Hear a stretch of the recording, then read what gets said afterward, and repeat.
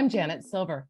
Ontario Premier Doug Ford laid out his government's plans for the upcoming session at Queen's Park Tuesday, 2 months after a majority win, and a short while after that, his finance minister reintroduced their budget.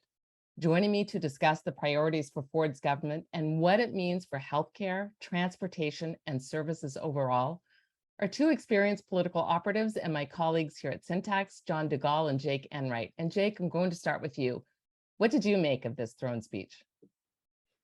The throne speech today is a good reminder that these are actually communications and issues management activities instead of public policy activities.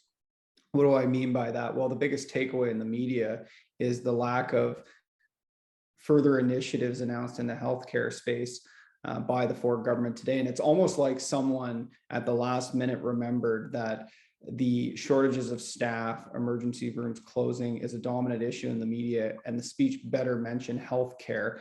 And the solution was, well, let's talk about our record.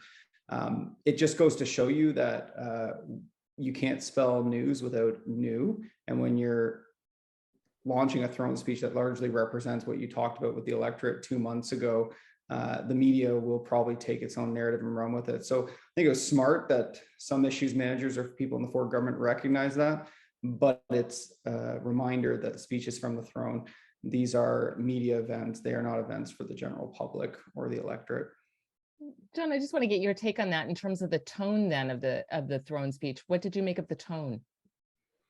Well, quickly to start off, just comment on timing, because as Jake was saying, like, this is not a newsworthy speech from the throne. And I mean, even if we just compare and contrast that for a quick second to maybe what we've come to expect, let's say at the federal level from Justin Trudeau, where speeches from the throne, while yes, light on critical details in terms of the nuance of new policy or the nuance of new programs that are coming forward, they do at least tend to detail 4, 5, maybe 6 new priorities that the government is going to tackle within the mandate of the legislature, right? We did not get that from Doug Ford in this speech from the throne. And quite frankly, when you look at the timing of this, it's well advised, as Jake said, to deliberately not create any news, especially coming a couple days after his newly minted Minister of Health and Deputy Premier said that laid the problem of healthcare failures right now and the increasing wait times in emergency rooms at the feet of healthcare operatives who she said were taking too many vacation days at this point in time effectively. So it's really interesting to see that they didn't want to create any news out of it and just to get it out of the way and reintroduce Budget 22. It's also a reflection of what the differences are between how liberals and conservatives view governing. The conservative governments, both federally and provincially, what you see is what you get. And they believe that their mandate is as it was described to the people who elected them. Whereas historically, we see Liberal and NDP governments taking more liberties with the mandates they get from the people. So the result of that is that with NDP and Liberal governments, you're going to get more surprises in a speech from the throne. You're less likely to get those surprises in speeches from the throne delivered by conservatives, both federally and provincially. What you see is what you get.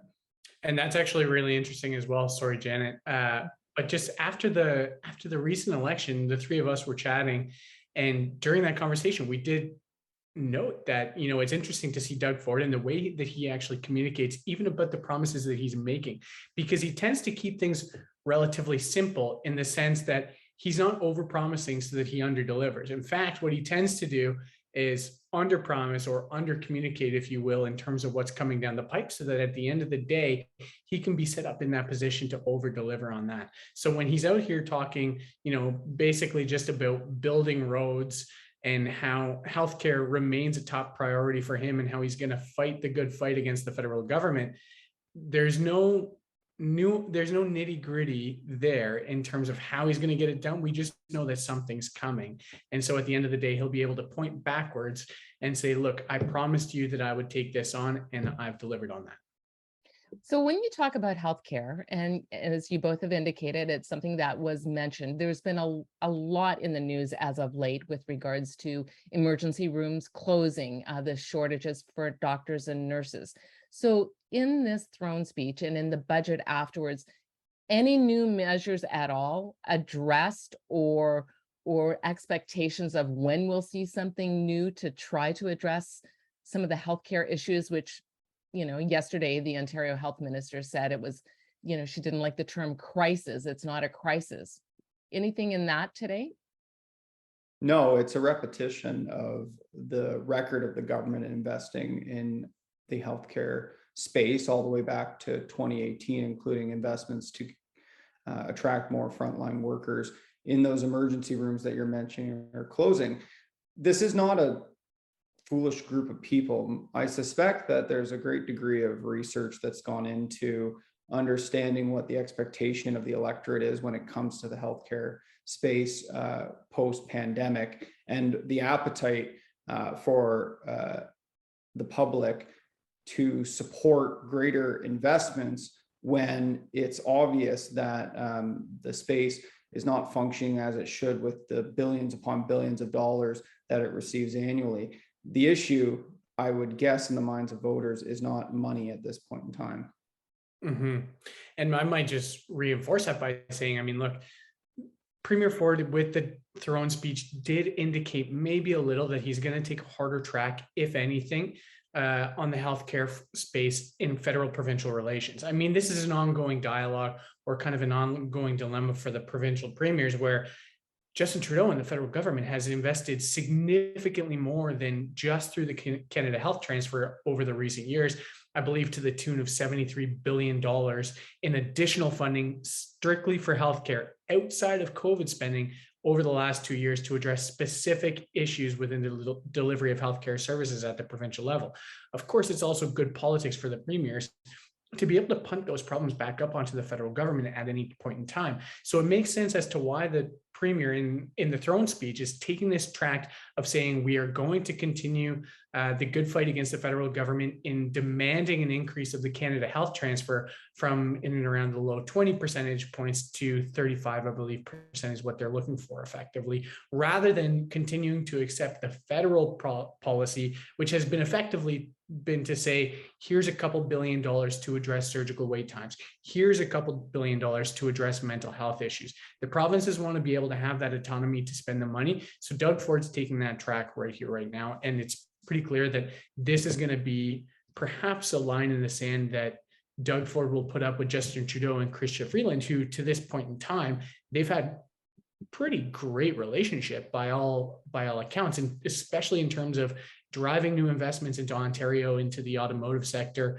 and creating a real hub for clean technology and for the EV production in Ontario moving forward.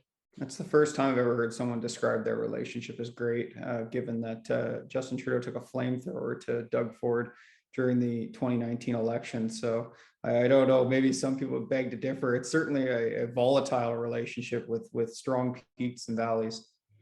One thing I just want to pick up on, John, you were talking about EV, because the one little thing that I guess I did a bit of a double take when I was listening to the throne speech, when he spoke about the Ring of Fire and submission for that third road. What was he talking about there? Or what was the throne speech indicating on that one?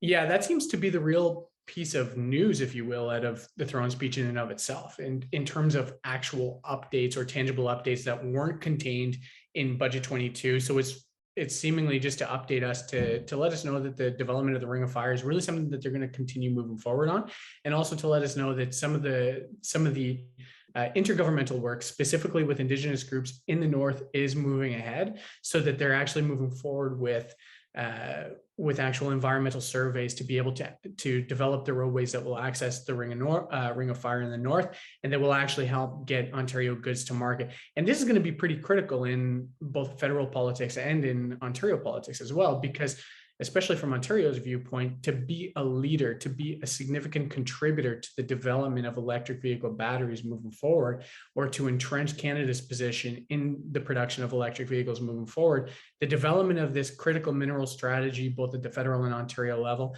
is going to include a significant portion of Ontario's North in terms of the mining, et cetera. And I guess finally, Jake, just before we go, this throne speech and the reintroduction of the budget comes as inflation rates are at a high that we haven't seen in decades. Do you think that might have impact the fact that we're at no news in a throne speech, given the inflation rate?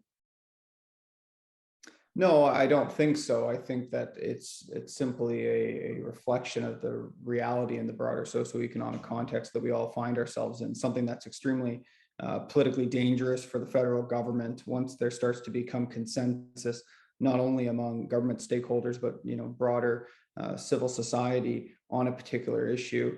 The sites are going to start turning to the federal government to be a solution and to accept responsibility for solving some of the economic challenges we find ourselves in. I don't think that voters are necessarily going to blame Justin Trudeau for how we got here, but I think very quickly we'll start to see more and more criticism on how they're handling the response to not only global problems, but made in Canada problems as well.